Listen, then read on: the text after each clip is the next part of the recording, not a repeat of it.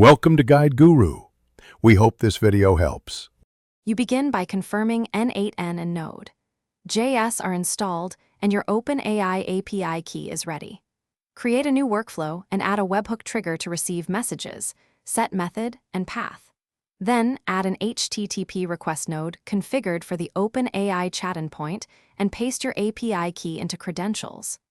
Once done, map incoming webhook fields to the request body so the model sees the user message, and make sure to save the workflow and test the trigger immediately. Now you implement processing and state. Add function nodes to assemble system, user, and assistant messages so the chat model maintains context. Include tokens limits and role tagging. Connect a DB or Google Sheets node to read/write conversation history and pass recent messages to the HTTP request.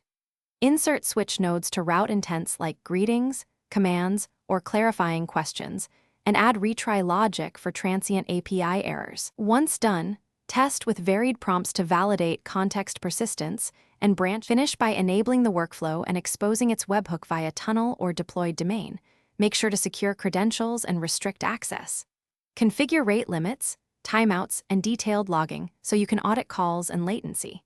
Test end-to-end with real user inputs and iterate prompt design and token budgets. If things go wrong, check the N8n execution details pane and raw webhook payloads first.